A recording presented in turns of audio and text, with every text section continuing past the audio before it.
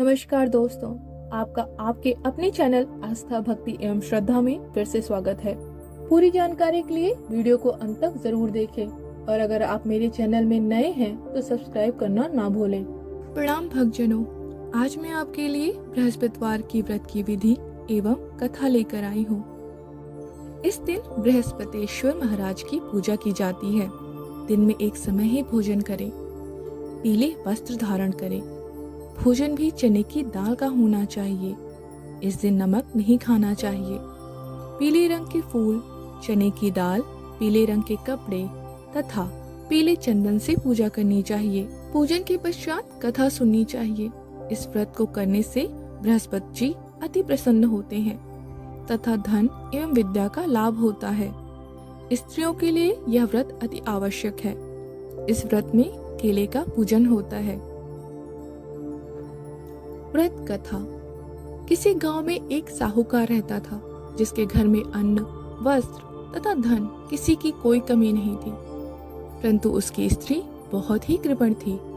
कभी किसी भिक्षार्थी को कुछ नहीं देती, सारे दिन घर के काम काज में लगी रहती। एक समय एक साधु महात्मा बृहस्पतिवार के दिन उसके द्वार पर आए और भिक्षा की याचना की। स्त्री उस समय घर के आंगन को लीप रही थी और इस कारण साधु महाराज से कहने लगी कि महाराज, इस समय तो मैं घर लीप रही हूँ, आपको कुछ नहीं दे सकती, कभी किसी अवकाश के समय आना। कुछ दिन के बाद फिर वही महात्मा आए और उसी तरह से भिक्षा मांगी। स्त्री जो उस समय लड़कियों को खिला रही थी कहने लगी, महाराज मैं क्या करूँ, अवकाश नहीं है, इसलिए आपको भिक्षा नहीं दे सकती। तीसरी बार महाराज आए तो उसने उसी प्रकार उन्हें टालना चाहा, परंतु महात्मा जी कहने लगे, यदि तुमको बिल्कुल ही अवकाश हो जाए तो क्या तुम मुझको भिक्षा दोगी? साहूकारनी कहने लगी, हाँ महाराज, यदि ऐसा हो जाए तो आपकी बड़ी कृपा होगी। साधु महात्मा जी कहने लगे, अच्छा मैं एक उपाय बताता हूँ। तुम बृहस्पतिवार को दिन चढ़े उठो और सारे घर में झाड़ू लगाकर कूड़ा एक कोने में जमा करके रख दो।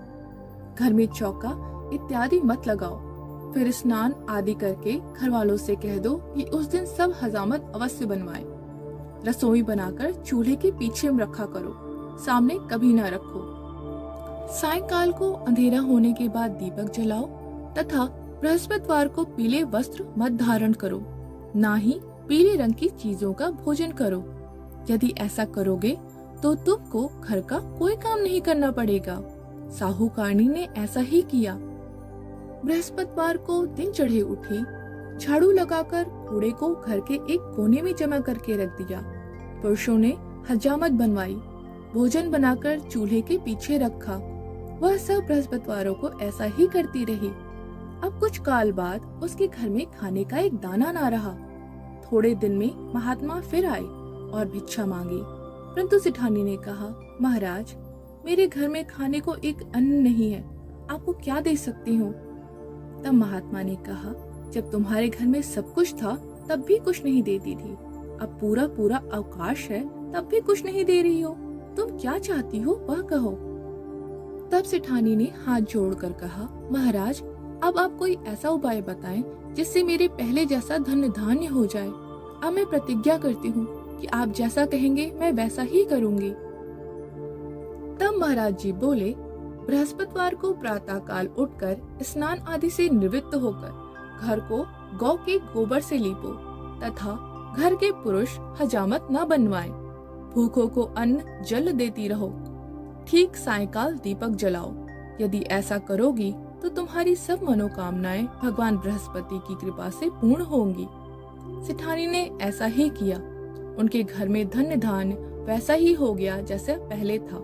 इस प्रकार भगवान बृहस्पति की कृपा से वह अनेक प्रकार के सुख भोग कर दीर्घ काल तक जीवित रही। बृहस्पतिवार व्रत की दूसरी कथा। एक दिन इंद्र बड़े अहंकार से अपने सिंहासन पर बैठे थे और बहुत से देवता, ऋषि, गंधर्व, किन्नर आदि सभा में उपस्थित थे। जिस समय बृहस्पति जी वहां पर आए तो सबके सब उनके सम्मान के लिए खड़े हो गए, परंतु इंद्र खड़ा ना हुआ, यद्यपि वह सदैव उनका आदर किया करता था। इसे बृहस्पति जी अपना अनादर समझते हुए वहां से चले गए। तब इंद्र को बड़ा शोक हुआ कि देखो, मैंने बृहस्पति जी का अनादर कर दिया, मुझसे बड़ी भारी भूल हो गई। गुरुजी के आशीर्वाद से ही मुझे यह वैभव मिला है, उनके क्रोध से यह नष्ट हो जाएगा, इसलिए उनके पास जाकर मुझे क्षमा मांगनी चाहिए, जिससे उनका क्रोध शांत हो जाए और मेरा कल्याण हो।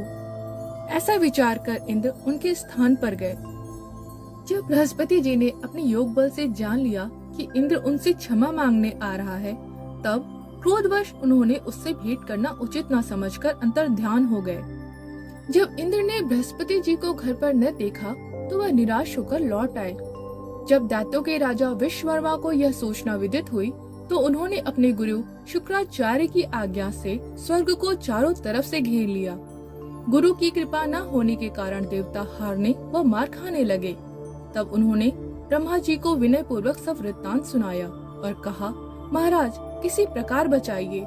तब ब्रह्मा जी कहने लगे कि तुमने बड़ा अपराध किया है कि गुरुदेव को क्रोधित कर दिया। अब तुम्हारा कल्याण इसी में है कि त्वष्टा ब्राह्मण का पुत्र विश्वरूपा बड़ा तपस्वी एवं ज्ञानी है, उसे जाकर अपना पुरोहित बनाओ तो तुम्हारा कल्याण हो सकता है।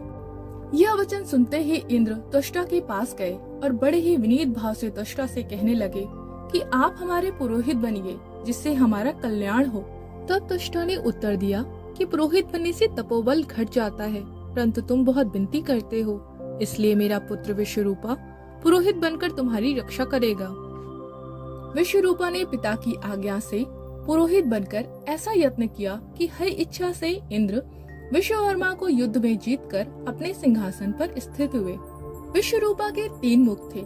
एक मुख से वह सोमपल्ली लता का रस निकाल पीते, दूसरे मुख से मदिरा पीते और तीसरे मुख से अनादि भोजन करते। इंद्र ने कुछ दिनों उपरांत कहा कि मैं आपकी कृपा से यज्ञ करना चाहता हूँ।